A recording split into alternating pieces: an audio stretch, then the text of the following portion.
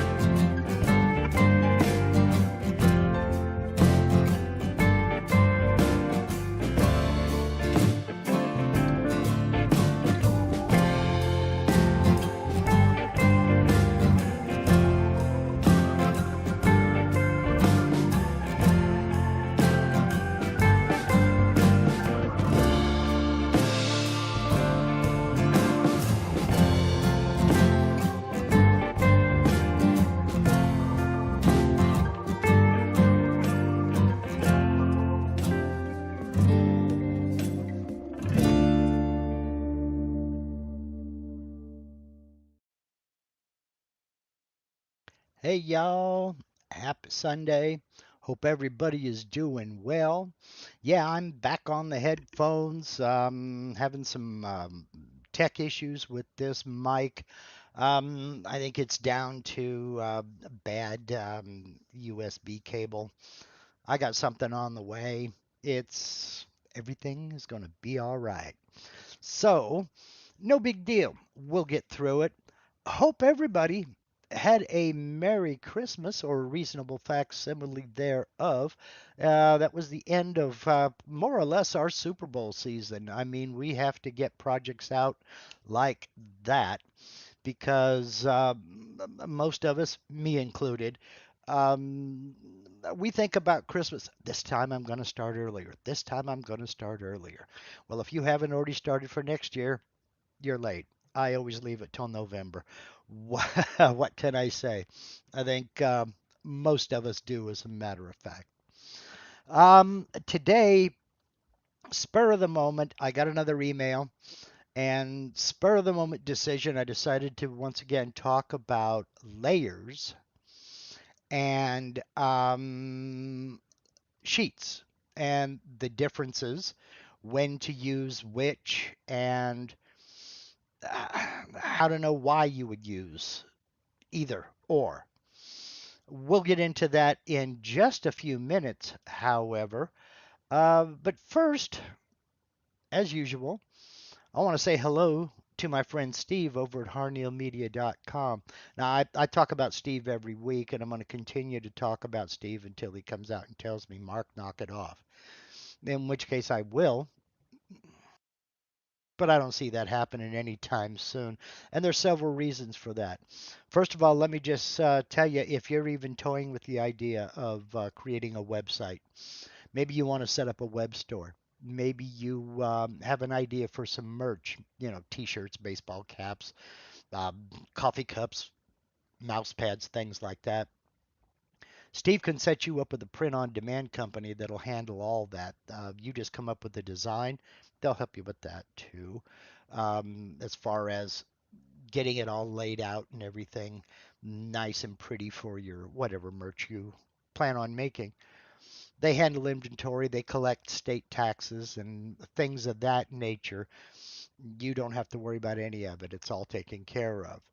Um, Maybe you want a web store to where you can offer your products or services to the public at large without dealing with commissions or listing fees or you know uh, advertising your competition on the same page your product is on.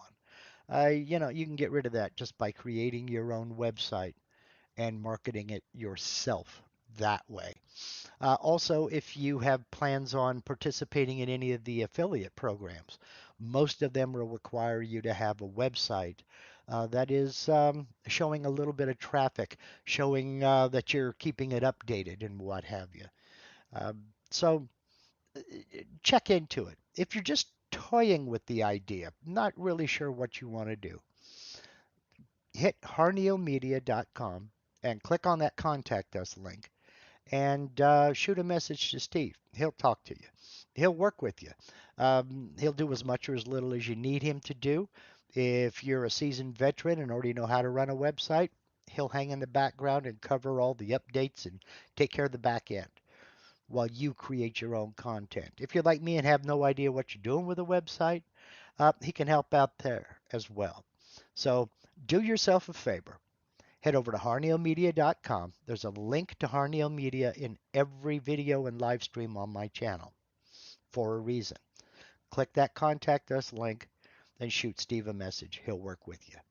Thank you very much, Steve, for everything you do. I appreciate you more than you'll ever know. Okay,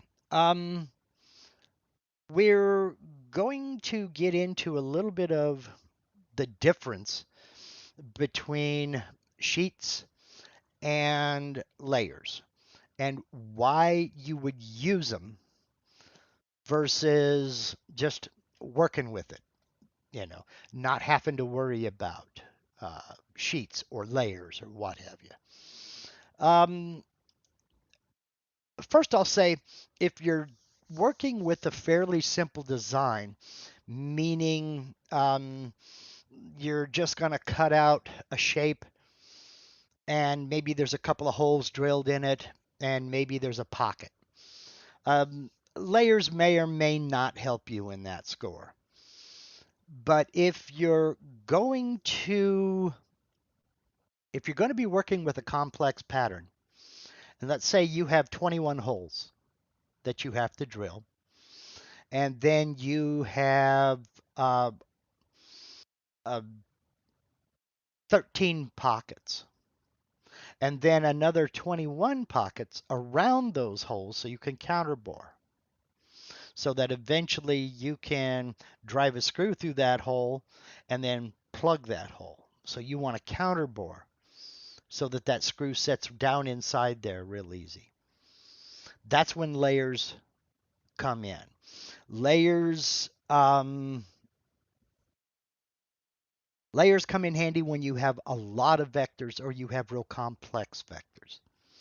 And channel members already know about this. I showed this a little while ago on one of our members only live streams. But I found the perfect demonstration of what layers are and how you would go about using them. So I'm going to use a scroll saw pattern from a gentleman by the name of Alex Fox to illustrate what layers are and how you would use them. Like an idiot, I did not put a link to Alex Fox's Etsy page in the description, but I will put it in a pinned comment at the top of the comment section as soon as we're finished here live. He's got some great patterns over there that can be used on the CNC router, and they're pretty slick. This is a good demonstration. This, as we can see, is a treble clef that gets progressively larger the further down you go. And if we look at this pattern, this was, again, designed to be cut on a scroll saw, but it could also be cut on a CNC router. If we look closely, we can see we have one backer, which is layer 1, 2, 3, 4, 5, 6, 7 layers to this pattern. Now, if this was cut out of 1/8 inch thick material, it would obviously be 7/8 of an inch thick. But it's a pretty cool pattern. You can see how the shadows like to play with all the nooks and crannies and what have you. And this is a good illustration of how layers work in the software because it is exactly the same. Layer 1 would be this surface treble clef here, and then this outline, this frame, for lack of a better term. So how would that look in the software? Well, let's go over to VCarve and let's take a look. Here we have the first layer, which is this treble clef standing out by its own, on its own rather, and then we have this light frame. If I switch over to my layers tab, we can see that there are a total of 7 layers, and each layer is drawn individually. Each layer of the pattern is drawn individually into the software. Steve being Mr. Johnny on the spot, there is a link to Alex Fox's Etsy page, and he's got some great patterns in there. Some of them look extremely intricate. Some of them are multiple layers, kind of like a shadow box or something like that. Some are like this. Thank you, Steve. I appreciate that. And again, I'll put that link in a pinned comment down in the comment section as soon as we're finished live here. So right now I'm on layer 1. We can tell that layer 1 is the active layer because the name is in bold. And I've got the radio dial turned on here for layer 1. That's the only one that is visible. This is how you make each layer visible. If I click up here, I turned off all of the layers. And we see that my active layer, layer 1, the title is now in red. Well, that's great, but if I'm over here in the design tab, how do I know that this layer is not active? I look right up here in the layer manager. The layer manager acts the same as the layers tab over here in many ways. We can see that layer 1 is in red. If we look up here at the top, we can see layer 1 is in red. The active layer is the layer that is displayed up here. So to turn that layer on, all I got to do is click over here where that radio button goes, and now we're back into layer 1 being active. Let me go ahead and shut that back off, come back over to my layers tab. I want to turn on all of the layers. Well, I can just click this up here, and boom, all of the layers are turned on. And now we can see what vectors are going to be involved in creating this project. Now I can turn layers on and off at will.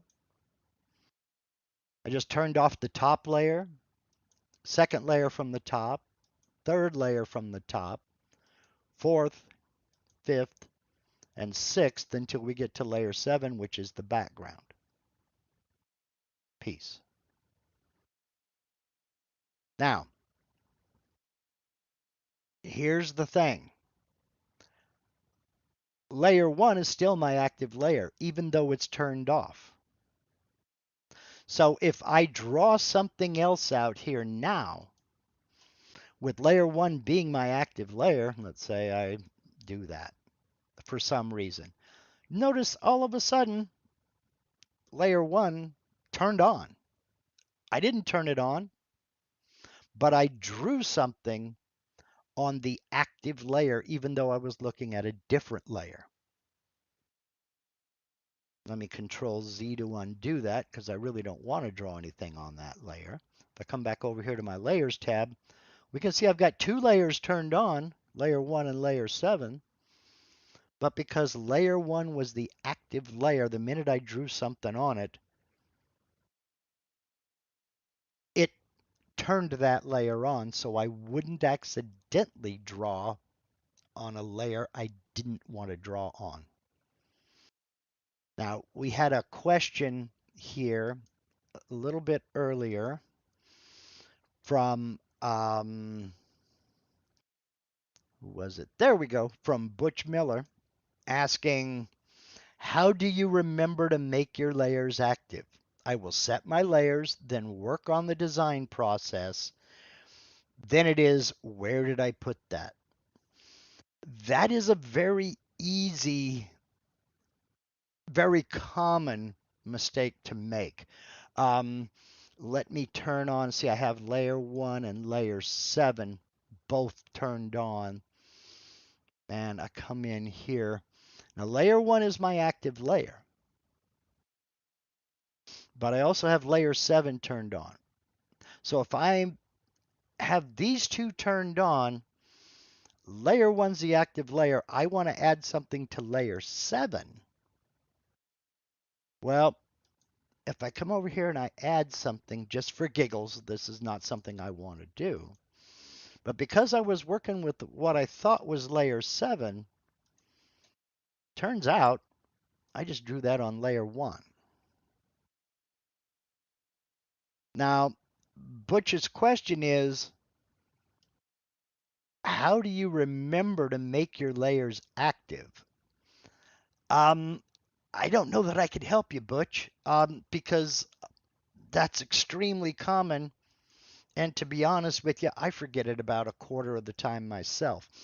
About all you can do to remember to make your layers active is, you know this, Butch, situational awareness. Keep scanning your instruments. Layer 1, I want to draw this on layer 7. Nope, I got to make layer 7 active. And just so I don't get confused, let me turn off layer 1. Now I know I'm working on layer 7. That's about the best I can tell you. Is just keep looking to make sure that you're on the correct layer. I don't have any brilliant tips or tricks to help out with that. you know, it's just, what can I say? Um, yeah, 8th Center says hide all the other layers unless you need them to reference spacing or something. And yes, that's absolutely right. Um, but also just kind of keeping your wits about you and make sure that you are actually working with the active layers. Now, Michael Mazalik brings up an excellent point here. You can also lock the layers. Let's get up here and let's look at this on how we would do it. Now, brilliance won't help a crayon eating Marine. Well, um, a man's got to know his limitations. Okay. What do we mean by locking a layer? Well, let's go up. We're going to turn on layer 1, and I'm going to click on it to make it the active layer. Let's shut off layer 7. If we look over here, we've got this little page here, page looking thing, which is actually a menu. If we click on that, we have a context menu that pops up, and we can lock the layer. Okay. Now, when I look at it, we look over here at this little knob, that layer is locked. I can turn it off still, but I can't modify it. Okay. So if I can't select this, try as hard as I might, I can't select anything. Let me control A to select all. Nope, I can't select it. I can't modify it. So I can't accidentally resize this or something. Let me click on this here and let's see if I can add a circle. Close. Now, did I just add a circle to layer 1? Let's look. Yes, I did. So it is possible to add geometry to the layer, but now that I've got that geometry drawn there, I can't select it to delete it. I can't change it. If I go back to my circle and try to select, nope, all I'm going to do is draw another circle. So I can't edit it. Let me try Control Z. Control Z, it did remove that. But basically locking a layer means that you can't change or modify existing vectors. Now let's explore this a little bit more here. We'll click on that and I'm going to unlock that layer now. Now we'll go back to that menu. We can activate the layer. It's already active. We know that because the title's in bold. We can show this layer. We can show only this layer. We can show all but this layer, and I'll demonstrate that. Layer 1 is turned off. All the other layers are turned on. We can show all of the layers. We can show only this layer.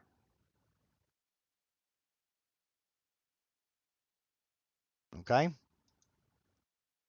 So, layers work in exactly the same way as if you were, again, stacking up separate layers of material after cutting each one on the CNC router and then applying them one on top of the other. Okay? The only difference being it's in the software using the vectors. Now, let me go ahead and turn on all of the layers. So we'll show all. Now we're going to go over to the toolpath side. And you can see I have here each layer represented with a separate toolpath. And all of them have been calculated and they're all ready to go. Let me jump into one of these layers. It's a simple 2D profile toolpath. And I'm going to look down here. And we're going to look at vector selection right here. Set to automatic. The way I did that was by clicking selector.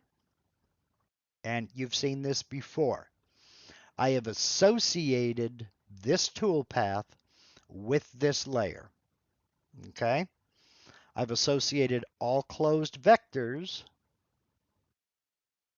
on selected layers only, which is this one, the blue square with the white check mark, and I've associated it with the toolpath. Now, what that means is anything that's on this layer will be machined with this toolpath. Okay? That's one of the advantages of creating separate layers is once you have created a layer and you have associated that toolpath with the layer, you can simply select that layer, calculate the tool, excuse me. Yes, you can simply select that layer and create G-code for that layer only. Anything that's on that layer is going to be cut using the toolpath you have associated with that layer. Makes things a lot easier, believe me. I didn't explain that very well, but it makes things a lot easier. So that's a layer. What a sheet is, think of a sheet as a completely separate piece of material. Let me jump over here into the comments real quickly here. It Center says, one annoying thing about layers. If you're pulling in dozens of images over and over to test if they work with a design, they all list as separate, so you can get lost easy. Yes, you can.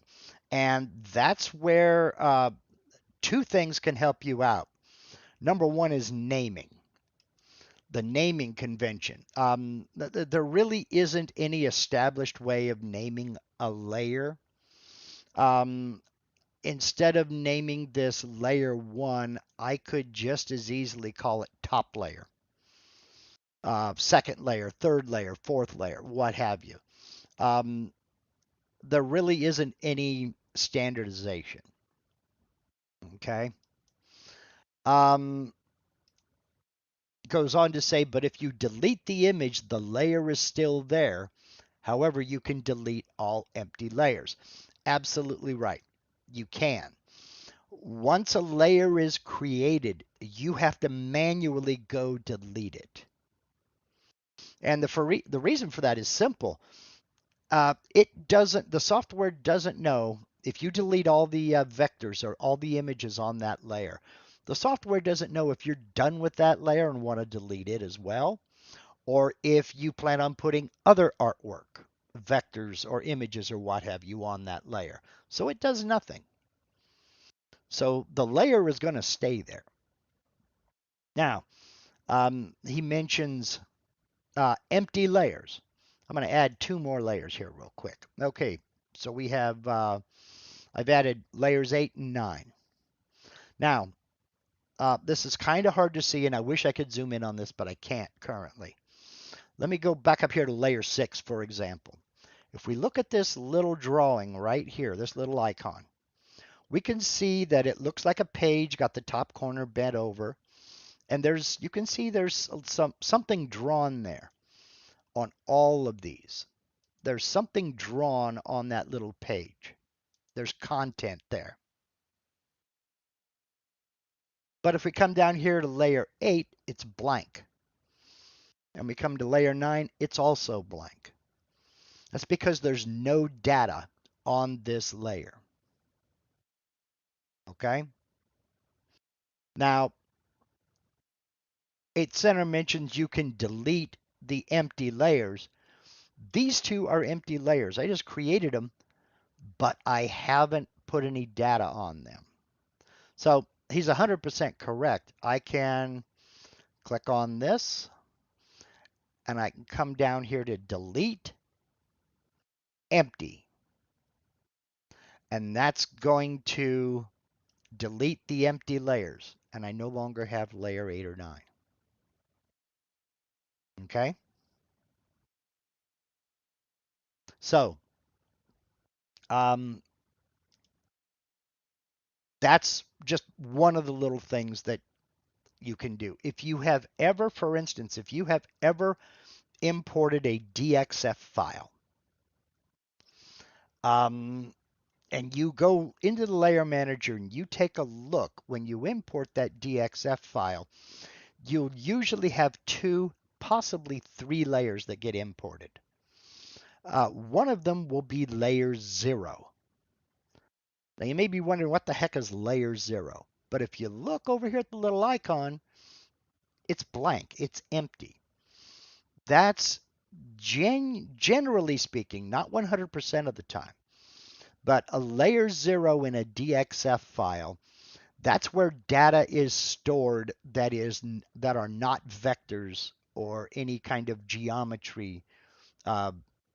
It pertains to the design, but it's not geometry for the design. That's where you get things like any tables that have been added, any special notes that have been added to the design in CAD software or what have you. Generally speaking, they're not used in this environment. So that's why you'll see layer 0 is blank, because there's nothing in it that Vectric needs. So I usually just delete layer 0 because it's an empty layer that's just clogging up the layer manager. It's not necessary. Okay. So another way we can help avoid confusion is not only with naming, but in different colors.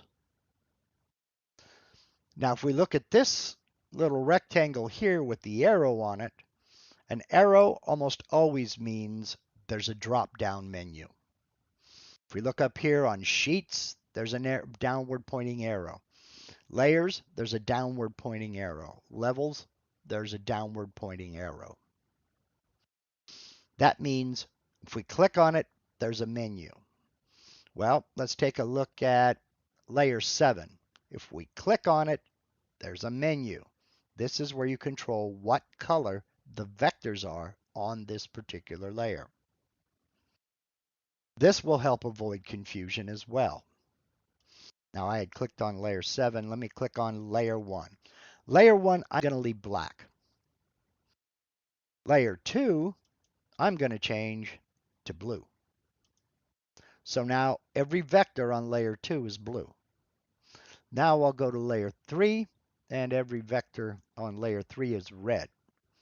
Layer 4, oh, I don't know. What are we going to choose here? Let's go with violet. Not very much contrast. Let's go with a lighter. Let's go with plum. Nah, I can't really see that either. All right, well, we'll leave it as is anyway. Then we'll go with light orange for layer 5. Then it's been my experience that yellow and the gold and tan colors don't really show up all that well. But let's go with green for layer 6. And then layer 7, I will make it hot pink. There we go. Or that was for layer 7, rather. So now you can use colors to help you remember and help you not so much remember, but to help I separate which layer is which. We can jump back over here to our layers tab, and there's our color code right there. Now, generally speaking, I tend to not use colors on a design like this, you know, um, because I just don't find it to be an advantage. I'll generally speaking just keep keep almost all of them black, just simply because I think it looks cleaner. That's what I meant. And if I'm not using a layer, I'll shut it off unless I really want to see the whole design all at once. So I'll go ahead and turn them all off unless I need to work with another color. So 8 Center says, I rarely use colors, but wouldn't it make more sense to use common color sequence? Yeah, you can use whatever works for you. You certainly could. Because as Michael Mazalik says, there are 3 answers to every question, at least. So if it works for you, if it's easy for you to remember, then that's the right way to go. For sure. One of the reasons I do things like that, 8 Center, just to is to show that maybe there is a naming convention, maybe there isn't, but it doesn't really matter if you know what it is. Sometimes having a system is a good thing. Sometimes having a system is just more cumbersome than it needs to be. If I want every if I want all of my layers to be blue and it works for me, it works for me. So, you know, uh, you have lots of choices. So, well, hey, Michael, if you don't want to lose, don't race.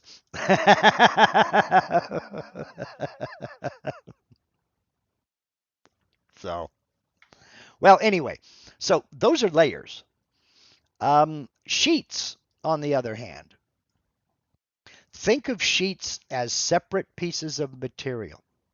Now, it may or may not be any advantage for this particular project, but it could be. Let's say I want to set up 7 different sheets and put one layer on a separate sheet because that's how I'm going to cut them. I'm going to have to cut them that way. So I can start adding sheets over here. Add new, add new, add new, keep going. All right, I now have 7 sheets out here, and each of these sheets is a separate piece of material. Now, for some reason, um, oops.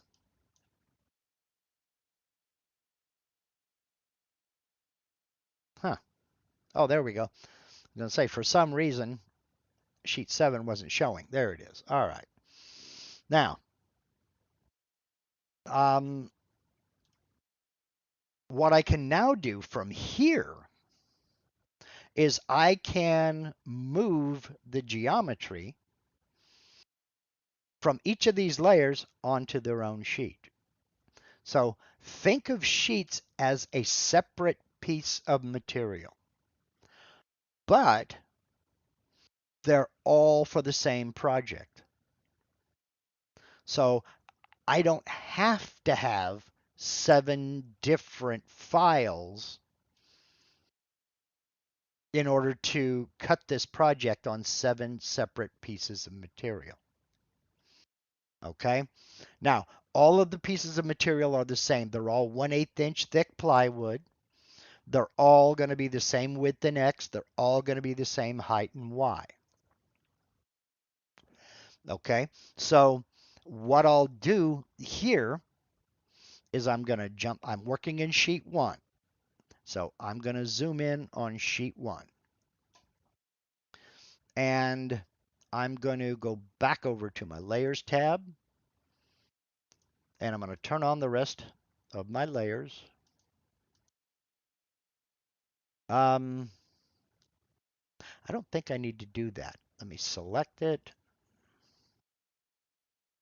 No, I can't do that here. All right. Layer 1, I'm going to leave turned off. I'll turn off the rest of them. I thought I had an easier way of doing it, but I don't. So what I want to do with, I've got layer 2. I want to hold down the control key, tap A. Hello? It's not going to do it.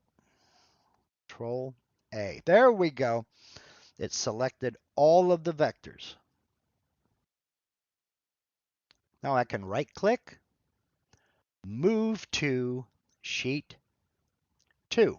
This is layer 2. So I'll move that to sheet 2. And now all the vectors on sheet 2, or on layer 2, are now on sheet 2. Okay? Turn on layer 3, make it my active layer, turn off layer 2. Click off out here, Control A, right click, move to sheet 3. Layer 3 is now in sheet 3. Okay?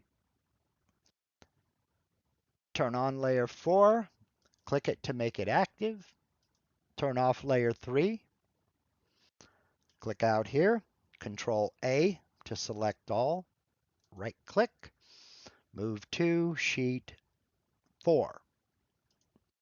And it's now in sheet 4. But as I turn these off, you notice the vectors turned off. Everything's cool though. Everything's cool. So I'm going to turn off layer 1 again because I'm still working on sheet 1. Turn on layer 5. Make it the active layer. Click here. Control A. Move to sheet 5. And I'm going to continue down the list. Click. Make it the active layer. Move to sheet 6. Then turn on layer 7, make it the active layer. There's only one vector, so select it, move to sheet 7. So now I can turn layer 1 back on. Now I can zoom out and all of my individual layers of this project are on their own sheet of material.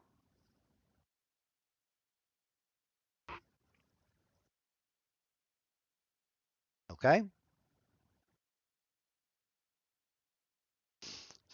Okay.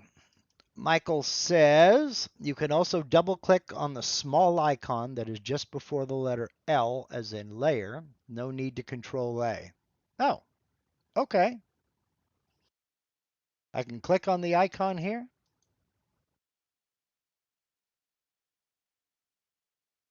Maybe over here. No, I must be missing something. Double click on the small icon just before the letter L.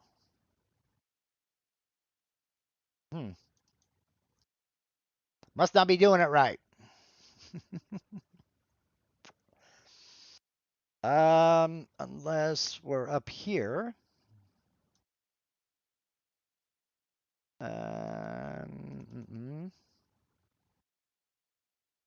Let's see here.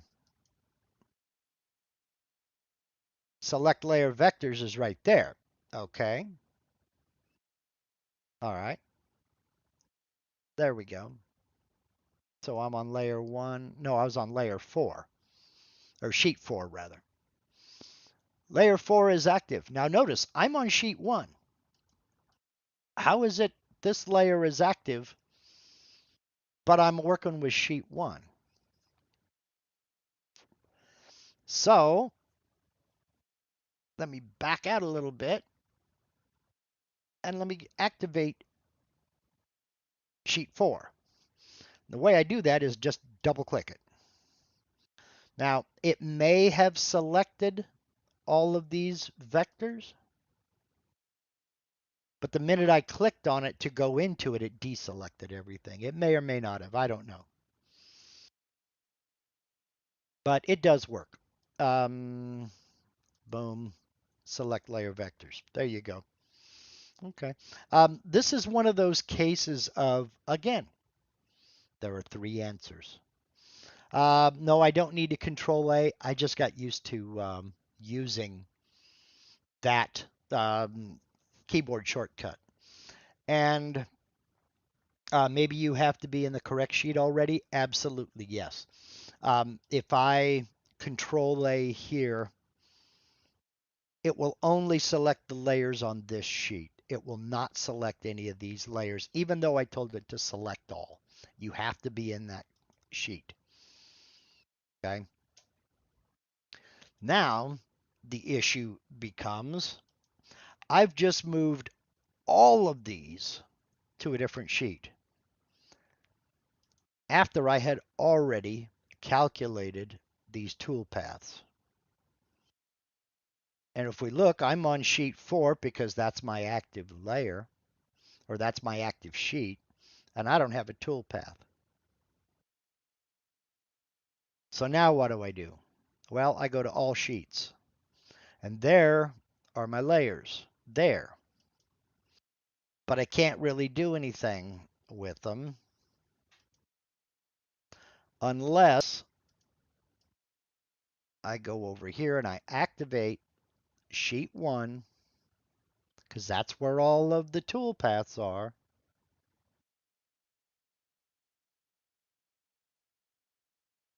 Right click the tool path. Move to sheet 2, because that's where I move those vectors to. And I'll do that with the rest of them. Select it, right click it, move to sheet 3. Layer 4, right click, move to sheet 4. Layer 5, right click, move to sheet 5. Layer 6, right click, move to sheet 6. Layer 7, right click, move to sheet 7. But now we see I've got a red circle with an exclamation point in it. That means the toolpath has been moved, but it needs to be recalculated because it may or may not be correct for this piece of material. So let me double click it to go back in, check, everything looks good. I still need to recalculate it. Now it's gone through, it's done its checks, everything looks great. Go back to the 2D view. There's my, close the preview. And for sheet 2, I no longer have that red circle with the uh, exclamation point in it. Now let me try something. I don't know. Let me hit recalculate all toolpaths.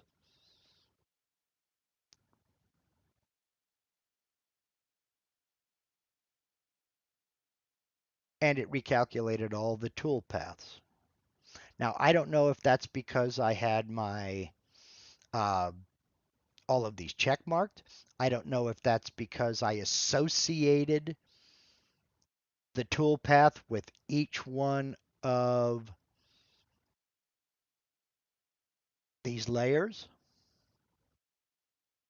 or if that's how it normally works. I really don't. Maybe Michael Mazalik can tell me. All I know is that it went through and it recalculated all those tool paths after I moved them to another sheet. So, uh, Michael says, now would be a good time to save your work. And he's 100% correct.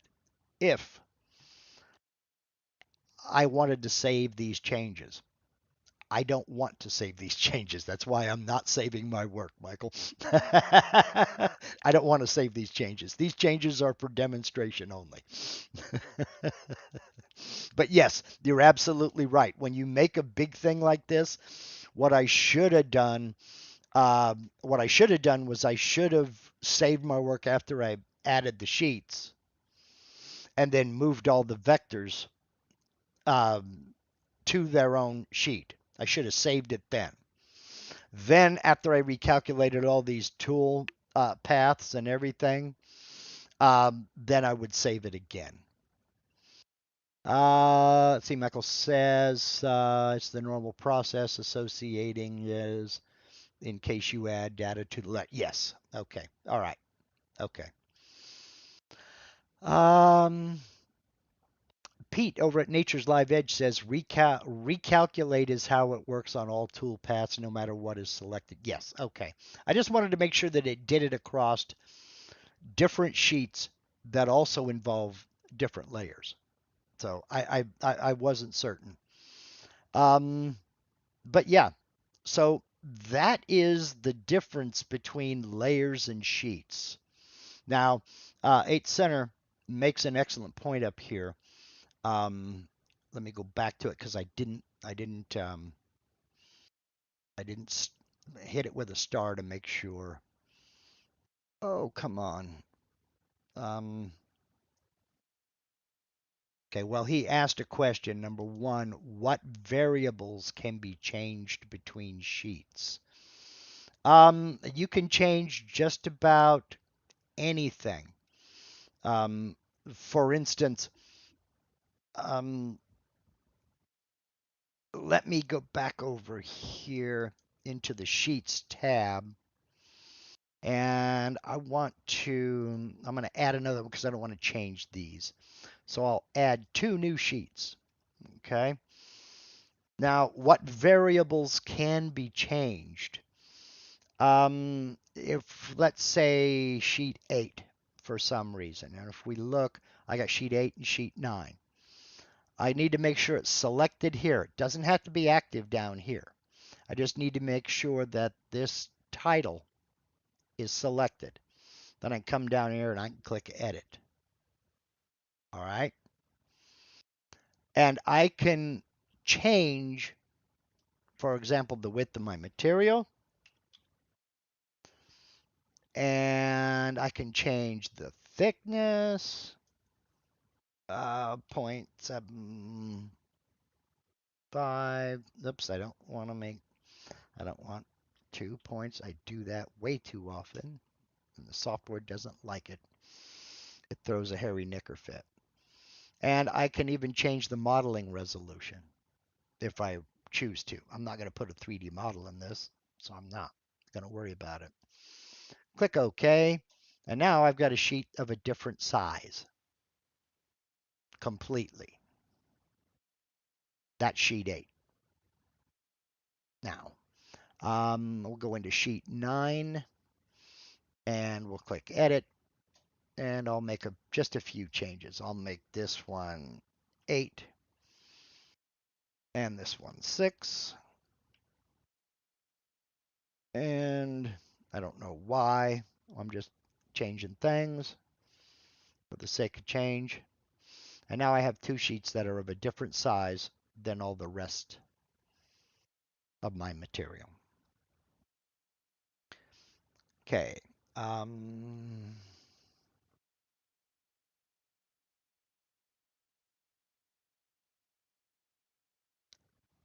Yes, totally separate parameters for each sheet.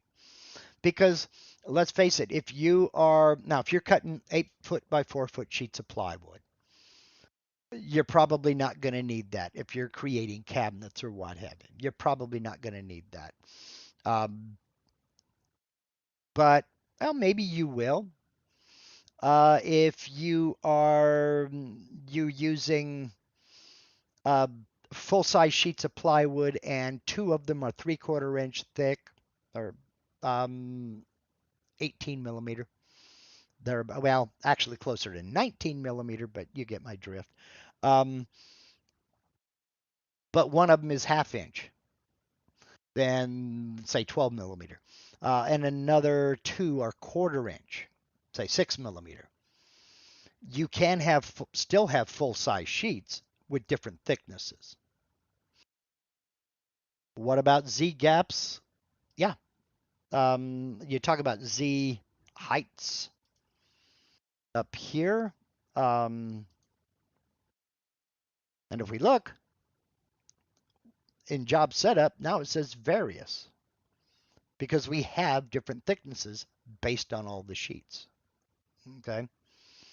Um, Z gaps, we can have different Z0 positions. Is that what you mean? For instance, if I want, let's go into sheets, I want to use the machine bed for this one instead of the material surface. I can again select the name, edit, and yes, I can go uh, machine bed. And this design, this sheet only, I'll be setting the not thickness gaps, which can only be edited. Oh, okay. Um, let's see here. We'll click OK anyway. So now this sheet is going to be set with Z0 will be set to the machine bed, not the material surface.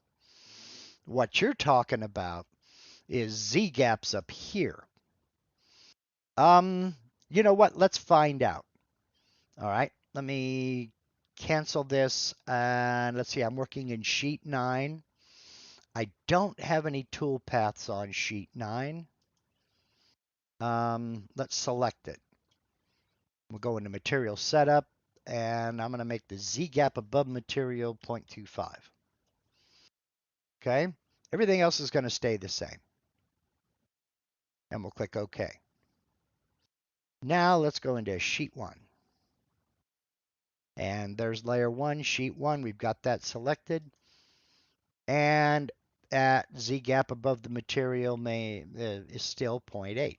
Let's change this to 0.5. 0.5. Click OK.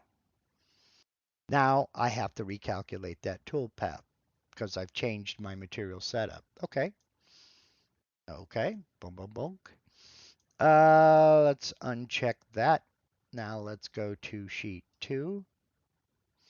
Looking at layer 2 on sheet 2. And let's go into material setup. It's still at 0.8. Let's go back to sheet 9. And we'll go into material setup. And we still have a 1/4 inch gap above material. So yes, you can set different Z gaps above material for each sheet. So, okay, get out of that.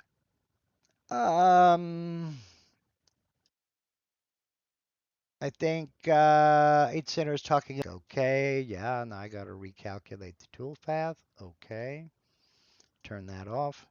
Now let me go back to sheet 9 and check, make sure it held. And yes, it did. And we'll go back to sheet 1, make sure it held. And yes, it did. So it appears that Pete at Nature's Live Edge is correct. All of the parameters can be set for the different sheets, which is convenient. It's very convenient. Now, there are some downsides to using, well, I won't say they're downsides to using sheets and layers, but there are a few things to remember. Let me go ahead and we'll right click, and I'm going to delete that one. Then I'm going to delete that one because they have no artwork on them at all. There are a couple things to remember. Uh-oh. Am I buffering?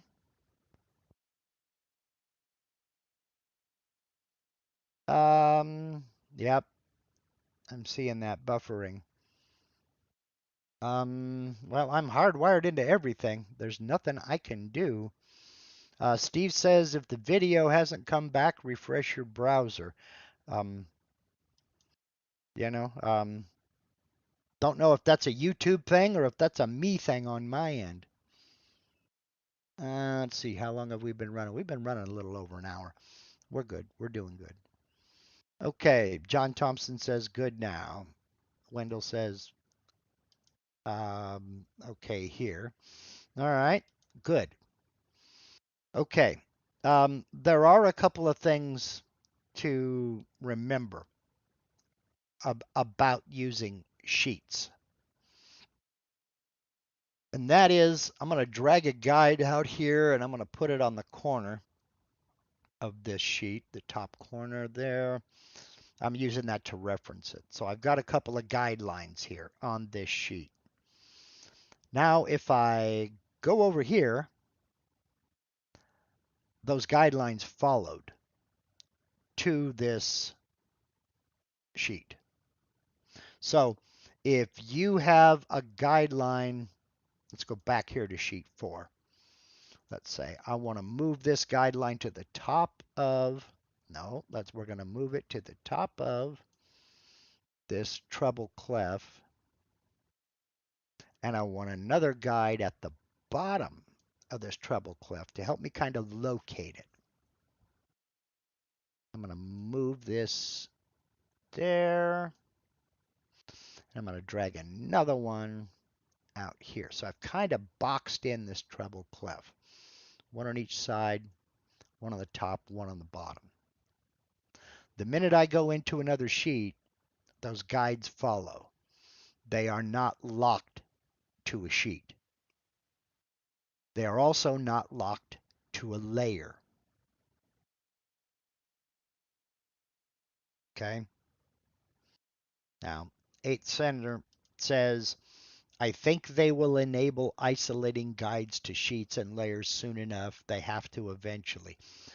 If enough people ask for it. I know they have been asked for. I know for a fact this has been asked for. They also want the ability to lock layers to sheets. I personally, I don't see the need for that, but some folks want it so something doesn't get accidentally sent to another sheet, I guess. Okay, that's fine. But the thing to remember is that if you create guides for one sheet, those guides are not going to stay with that sheet. They're going to follow no matter where you go. So if they're a pain out here, you can turn them off. And when you go back into the sheet that they actually apply to, you can turn them back on. That doesn't help you if you want separate guides for each sheet. Right now, you can't have separate guides for each sheet. Is that coming? I don't know. Should it come? I hope so. Because I'm sure 8th Center and I are not the only people that need that. So, Butch says, remembering is not my strong suit. I remember to try and remind myself to remember. Yeah, yeah, I'm with you. Let's see here. 8th Center says the guide thing is annoying if you're trying to get holes on a plank, for example, which needs you to rotate it 100 times to measure distances along multiple angles. Yeah, I mean, I'm with you. I don't do that kind of thing, but I'm with you. I get it. And you need those guides. Now you can lock a guide so it can't be moved. Right click and lock guide to prevent dragging, but that's about it. That doesn't prevent it from being used on another sheet.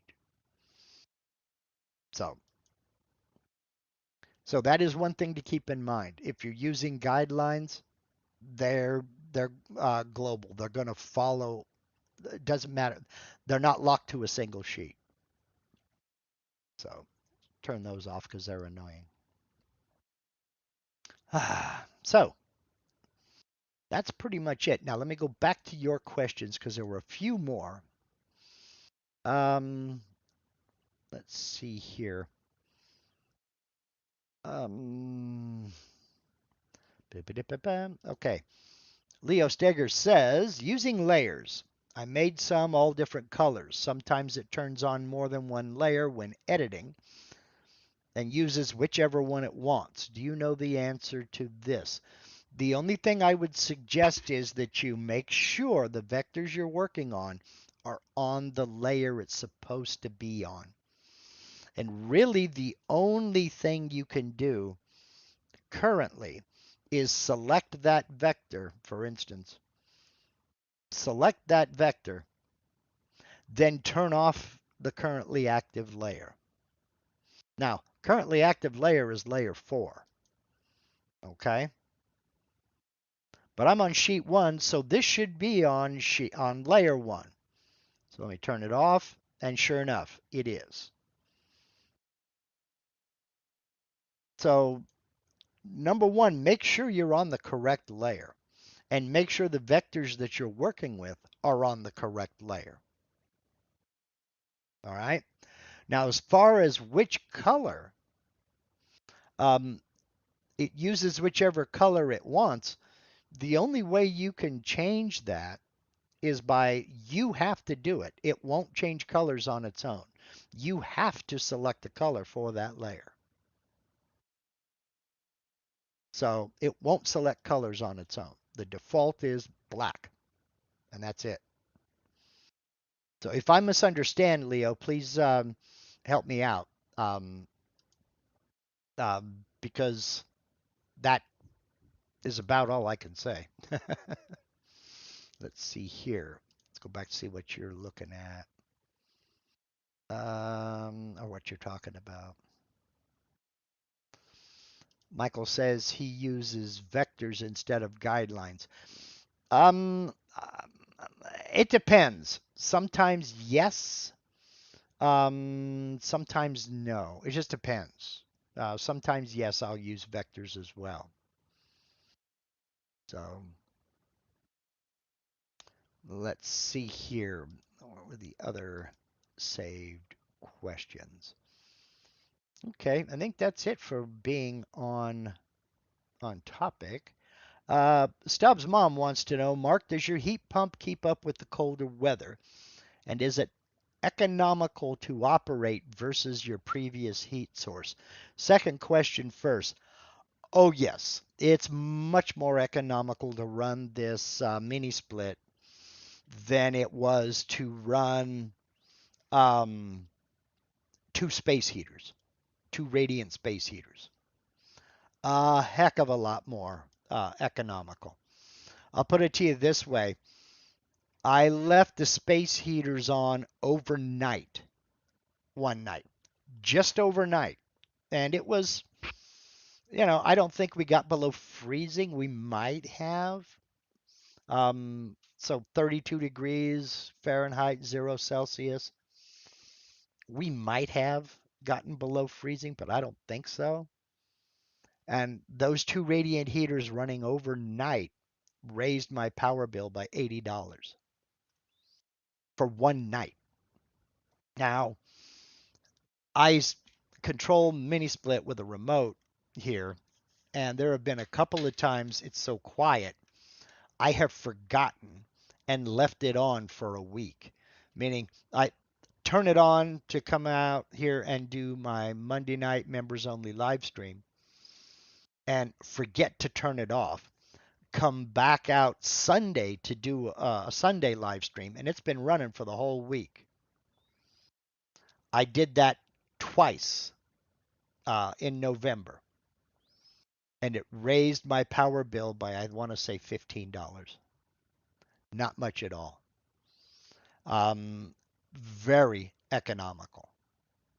So, I mean, I've got no complaints. Would I do it again? You bet. In a heartbeat. In a heartbeat.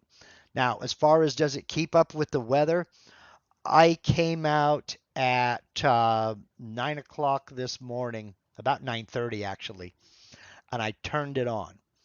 And I go live at noon my time, noon Pacific.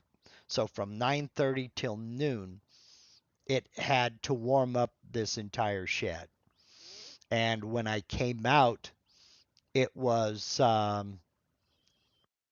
30 degrees, -1 Celsius.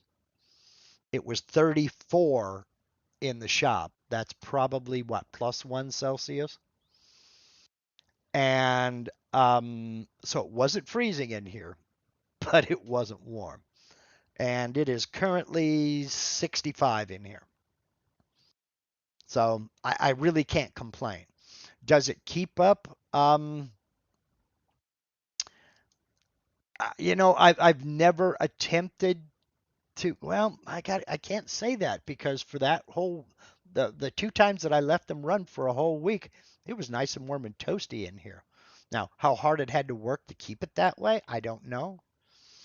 But as far as economical is concerned, it beats the heck out of a couple of radiant heaters. So, um, oh wow, Sam Spade, thank you, thank you so much um, for the $50 super chat. Wow, man, you are a prince. Thank you so much. I truly appreciate it. Oh wow, man. Let's see here. Yeah, and that is um, it's keeping the shed and the contents warm. So, and there are a lot of heat sinks in this sucker. I'm here to tell you. I mean, I got a table saw with a cast iron table right over there. So, okay, Leo says the color stays the same. I'll try to move something on the selected sheet with all the others turned off. The moved item will be a different color. Yes, if you move it, um, if you move it to another sheet or another layer, it will change to that color. The color of the layer is the color of the layer. If you have one layer where something is red and another layer where everything is blue, and you move one of the vectors on that red layer to the blue layer, it now becomes blue. Yes. Yes. That's how it works. Let's see. Let's go back and check your questions again. Okay, Dusty Woodcutter says, time and interest permitting, could you explain the pros and cons of 3 flute bits versus 2 flutes? A reasoning for using one over the other. Thanks. Many people will tell you to use single flute, 1 flute bits, or 2 flute bits only when you're working with wood, foam, plastics, things of that nature. As a general rule, just you don't want to use anything more than 2 flute bits. And I used to be of that opinion, but there are times, there are exceptions. If you look at a lot of ball nose bits, some of them are more than 2 flute. If you look at tapered ball nose bits, some of them are more than 2 flute. I have a CMT, what's it called? A laser point. Let me grab it here real quick because I'm sure as heck gonna forget it. Where it went? It's a 60-degree V bit. Yeah, I need more. Where'd it go? There it is. The laser point. Yes, laser point. CMT 60-degree V bit, and it is 4.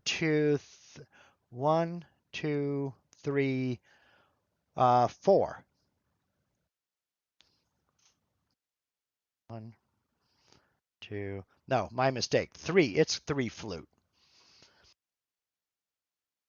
And this is a dang dong good 60-degree V bit. There are the thing to remember about using any kind of bit for that matter is you have to give the bit time to cut the material. Now, if we're talking about an end mill, then yes, I am still of the opinion that single flute or 2 flute bits are the best, or that's the max. And the main reason is because if you go more than that, like I know some people that use 4 flute bits and they talk about burning. Well, that's because you're using 4 flute bits. You're not giving the bit time to evacuate the chips before the next flute comes around and cuts that chip again. So if you're using a 4 flute bit and you're running it fast, same speed as you would a 2 flute bit, you're building up heat because you keep cutting the chip before it has a chance to be ejected and take that heat with it. So when it comes to end mills, I agree 100% that 2 flute bits are the way to go. Some tapered ball nose bits are 3 flute. But you adjust the speeds to kind of compensate for that. If you can slow down the spindle speed to accommodate a 3 flute or even a 4 flute bit, then you're fine. And that's where chip load comes in. But if you have a router, if you're using a Makita router, for example, on your CNC router, you can only turn it down so much. For that, I would stick with either a single flute straight bit or a 2 flute spiral. So the exception being like a tapered ball nose bit. They can be 3 flute because a lot of them are. So when we're talking end mills for just for carving,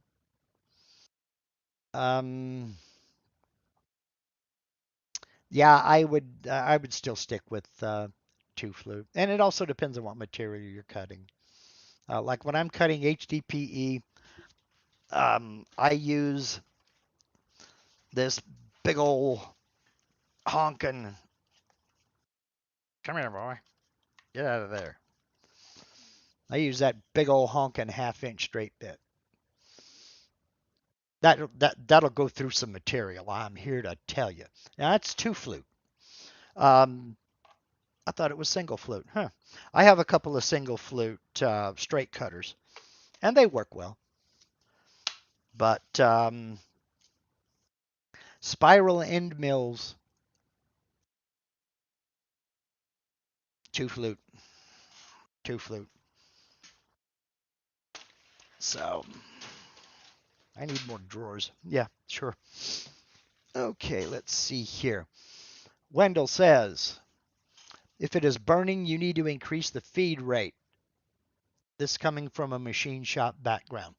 Yeah, burning is heat buildup. It's friction. I mean, that's all there is to it. And um, you need to increase. Well, you may need to increase feed rate, but you can also slow down spindle RPM. It's just going to depend on your machine. If your machine can handle an increased feed rate, if you're getting burning, if your machine can handle an increase in feed rate, fine. If you can slow that spindle speed down, that's also a good option. Again, three answers. So so let's see. There I think was one more question. Well, 8 Center says, my question for tonight, is there a right way, wrong way to use nesting? Yes. There's a right way and a wrong way to use everything. If you're cutting out a single piece, why do you need to nest? If grain orientation really matters, you might want to think about manually nesting so that you get grain orientation correct. Um, if you're cutting out one piece, why do you need to nest that one piece? Unless you're cutting some real expensive stock and you want to keep as much and reduce the amount of scrap, then I can see. But then again, you know, um, I'll be honest, I don't use nesting. I don't cut parts, a lot of parts. So I have never come across an instance where I needed to use nesting. So I'm the wrong person to ask about that. I'm sure there is a right way and a wrong way to use it, but without being experienced using nesting, I I really don't know. Okay, let's see. There was one more. Let's see here. Flash Electric says, I've been doing a small bowl design and using a ball nose on the roughing toolpath.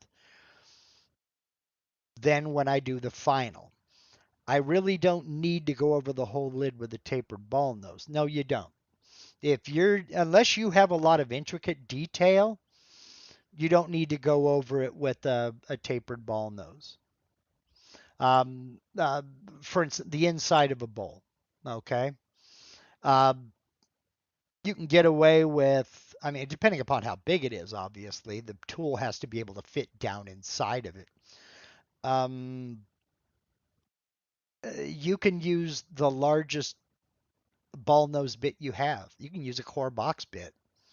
It's all down to your step over and um, how much sanding you want to do at the end of the day. But yeah, if you don't have a lot of detail, it doesn't make any sense to go with a real small taper ball nose. It's just not necessary. Um, okay, so that looks like I've finally caught up with all of the questions. So I guess it's been roughly an hour and a half. Um, so if there are any more questions about, or I didn't answer your question about sheets or layers, by all means, drop them in the comment section. Um, the easiest way to picture it is still something like this. Layers work the same way as if you were to cut out separate pieces of material and stack them one on top of another. Each layer can be its own design. Each layer can be its own color. Each layer can have its own set of vectors going in any direction. They're there mainly for you to be able to organize your drawings and keep things out of your way when you're working on something else. So, tomorrow night, channel members, we're going to get into, evidently, there was a Zoom call that I wasn't able to attend. And some discussion was done about the two rail sweep and the molding toolpath and how to create your own profiles for use with the molding toolpath or the two rail sweep in Aspire. So that's what we're going to get into tomorrow. We're going to do a brief overview of both, and we're going to get into drawing custom profiles for use with either the molding toolpath or two rail sweep. So that'll be tomorrow evening, 5 p.m. Pacific, 8 p.m. Eastern. Check the posts tab on my YouTube page for the link to that members only live stream, and hope to see you there. Folks, if you don't know what I'm talking about or you'd like a little bit of information on how to become a channel member, right down below this video panel, you'll see join. Go ahead and click that. You're not joining anything, you're just getting information. No obligation at all.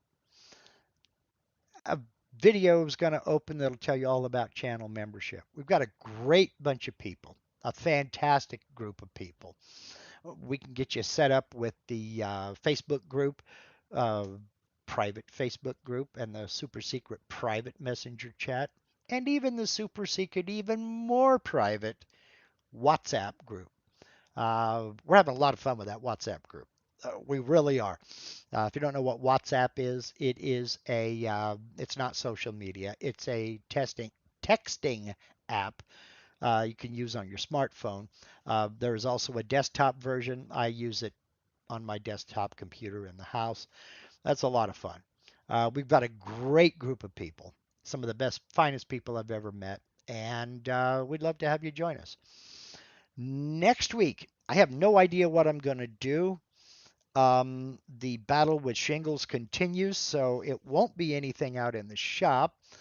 Christmas Eve made it 8 months for me. And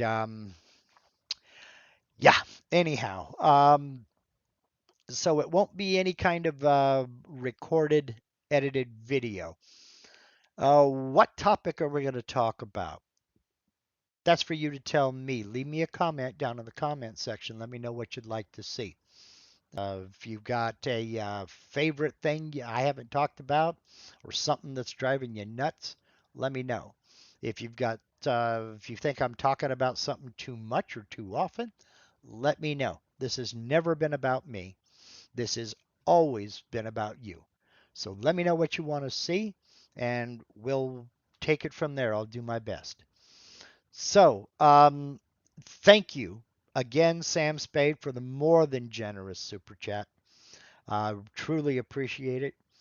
And I look forward to seeing y'all next week. Channel members, I'll see y'all tomorrow. For everybody else, I'll see you next Sunday. Thank you for spending part of your Sunday with me. For now, y'all take care. Have a great day.